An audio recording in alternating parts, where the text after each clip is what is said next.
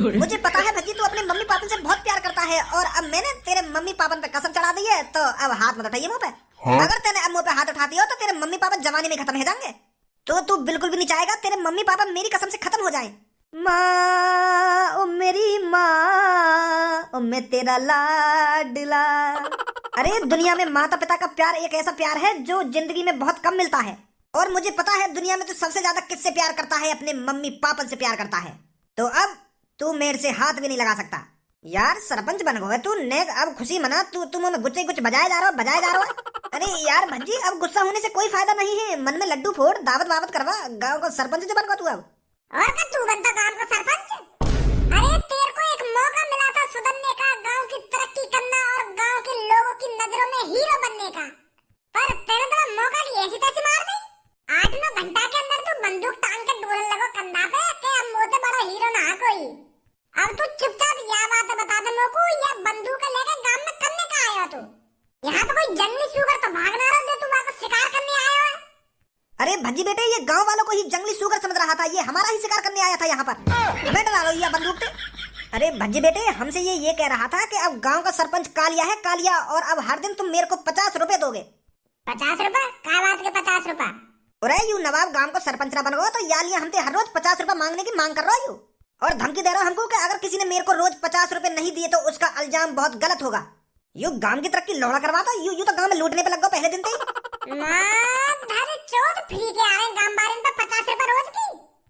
तेरे मुन्ने भूल न जाना, तू अपने माँ बाप की कसम का फर्ज निभाना, तू कालिया पे हाथ न उठाना, तू अपनी कसम भूल न जाना।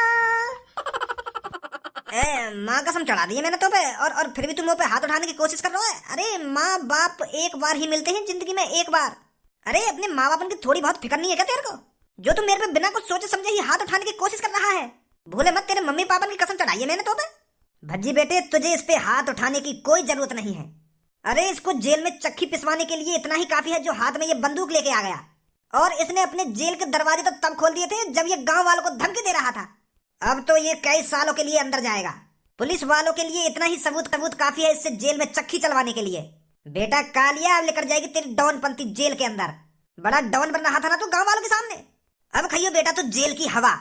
मैं बस तुम सब गांव वालों से एक बात कहना चाहता हूँ, तुम सबको तुम्हारे मम्मी पापा की कसम है अगर कोई से मेरे पीछे आया तो भाग बेटा, कहाँ तक भागेगा? 24 घंटा तक ही रह बस मम्मी पापा की कसम, कल फिर पकड़ लूंगा तो तुम्हें। अरे अब गांव के सरपंच से तू बच नहीं सकता कालिया। अब कल जब भी तेरे को भज्जी पकड़ेगा ना तो पहले से ही तैयारी से आएगा भज्जी आंटी लीली बना के। आंटी लीली ते कसम ही ना चढ़े, तू चढ़ाता रहियो कसम, मैं मुंह पे चढ़ेगी ना कसम फिर तेरी छूतर फेंकूंगा फिर मैं। करियो माँ कसम ना माँ कसम। गाँव वालों भूल जाओ इस कालिया को, ये कालिया आज ना कल तो पकड़ा ही जाएगा। भज्जी उन गांव वालों से बिल्कुल भी नाराज नहीं है जिन्होंने मेरे को वोट नहीं दी है। अरे कभी कभी होता है ऐसा जो तुम कालिया के बहकाए में आ गए। भज्जी इस बात से बिल्कुल भी नाराज नहीं है। मैं आप सबका शुक्रिया अदा करता हूँ जो आप सबने मेरे को मिलकर गांव का सरपंच बनाया, और अभी भज्जी आप सबके सामने हाथ जोड़कर शपथ लेता है कि मैं गांव की छोटी से छोटी समस्याओं को दूर कराऊंगा। मैं गांव में दिल से मेहनत करूंगा, दिल से, और अपने गांव को बहुत आगे ले जाऊंगा।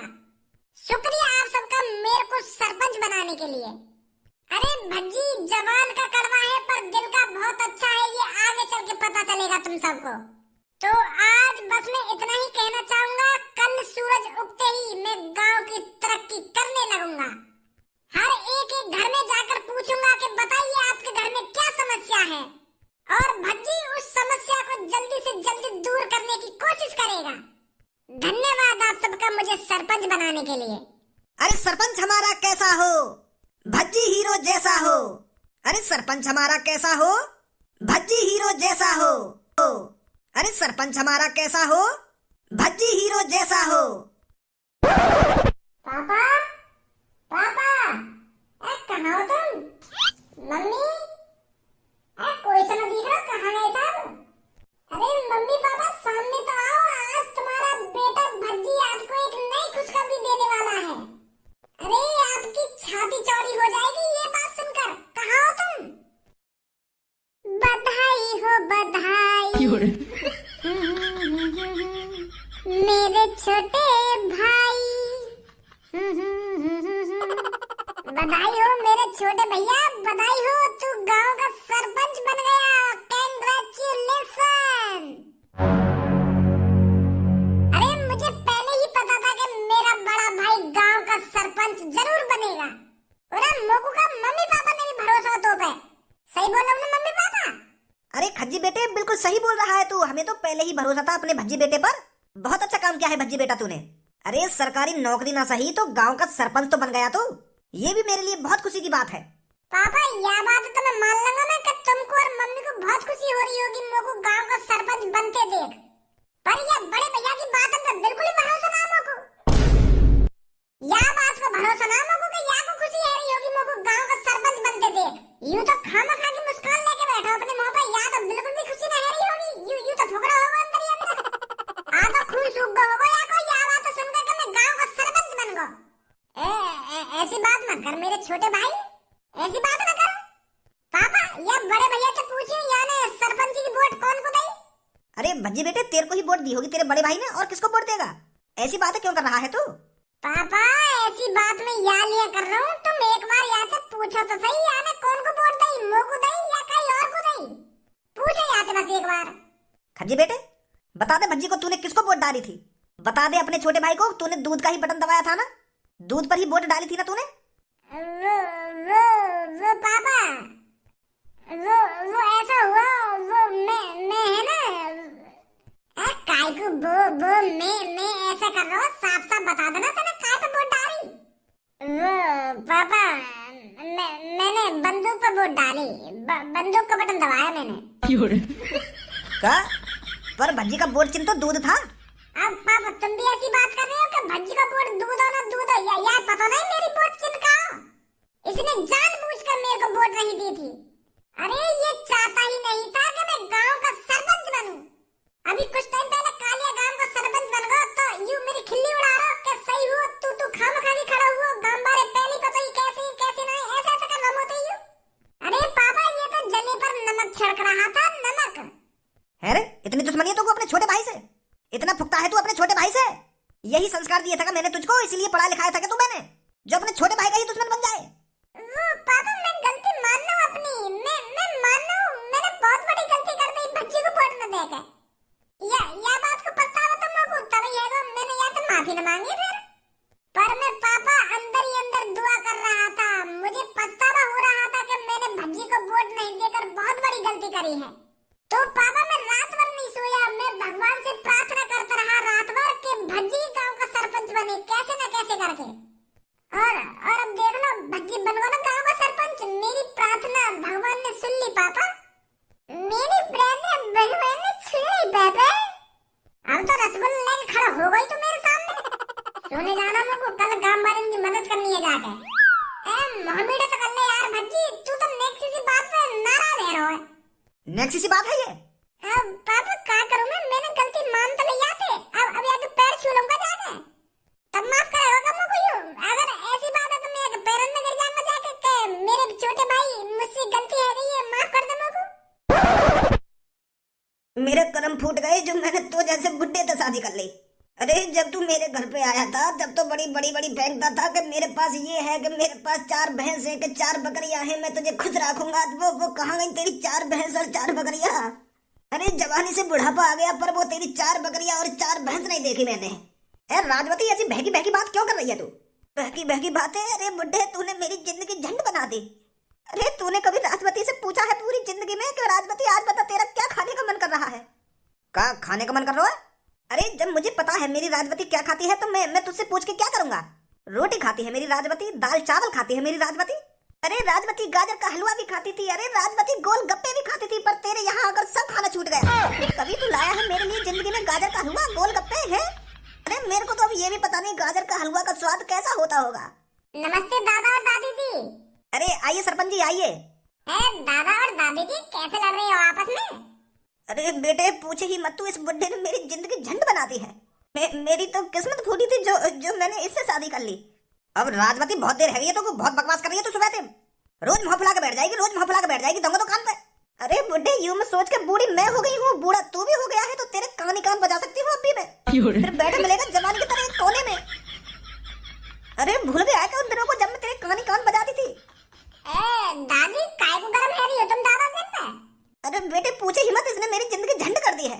ना मेरे लिए कुछ खाने को लाता है, ना मेरे लिए कुछ पीने को लाता है, बस इस घर में पड़ी रहती हूँ, टूटे फूटे घर में। अरे दादी जी परेशान मत होइए, अब बिल्कुल भी टूटे फूटे घर में नहीं रहोगी। मैं सरपंच किस लिए बना हूँ? मैं इसलिए तो सरपंच बना हूँ ताकि आपके टूटे फूटे घर को पक्का बनवा सकूं। बताओ दादी जी क्या समस्या है तुम्हारी? हम वो समस्या लिखेंगे, फिर वो समस्या दूर करेंगे जल्दी से जल्दी। पक्का घर बनवाने तुम्हारे लिए? बेटा मुझे पक्के घर की अब कोई जरूरत नहीं है। मुझे बस इस बुड्ढे से छुटकारा दिला दे तू। मैं तेरा ये एहसान जिंदगी भर नहीं बोलूंगी बेटे। बस इस बुड्ढे को मेरे से दूर कर दे तू। मेरा तलाक करा दे इससे। दादी जी कैसी बात कर रही हो तुम दादा जी से तलाक लेना चाह रही हो और वो भी या उम्र में? अरे तुम चिंता मत करो, मैं तुम्हारे लिए एक आलीशान घर बनवाऊंगा, पक्का लेंटर वाला घर बनवाऊंगा तुम्हारे लिए। मैं तुम्हारे मुंह ये बूढ़ी उम्र में ये तलाक वाली बात अच्छी न लग रही। अरे बेटे तू गांव का सरपंच है ना? हाँ। तो तू गांव वालों की समस्या दूर करने के लिए गांव का सरपंच बना है ना बेटा? हाँ। तो बेटा मेरी समस्या ये बुड्ढा है, इसे दूर कर दे मेरे से। मुझे तलाक चाहिए इससे। क्या करें? गलत आ गए देखे यहाँ पे। चलो दादी जी हम ये तुम्हारी समस्या दूर करेंगे। मैं लिख लेता हूँ अपनी डायरी में। ओए कौन है ऐसा लगाऊंगा, हमारे घर के मामले में मत पड़े तू। मेरी बुढ़िया का तो दिमाग सटी आगो बुढ़ापे में। मैं ये समस्या तुम्हारी डायरी में लिख लेता हूँ। तू मेरा तलाक करा दे इस बुढ़िया से। दादाजी वो तो मैं ऐसे ही सोच के बताएंगे, आ रहे अभी। बता ऐसे काम करने पड़ेंगे हमें सरपंच बनके। वो बुढ़िया तलाक ही करवा रही है अपना बुढ़ापे में।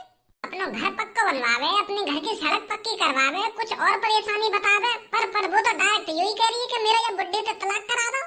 बुद्धि खराब कर दी खामखानी सुबह सुबह। हर कोई न हो बे ऐसा। वो बुढ़ापे में सटी आ गए दोनों। आवाज मार, घर में कोई है या नहीं? अरे कोई है घर पर, सरपंच जी आए हैं।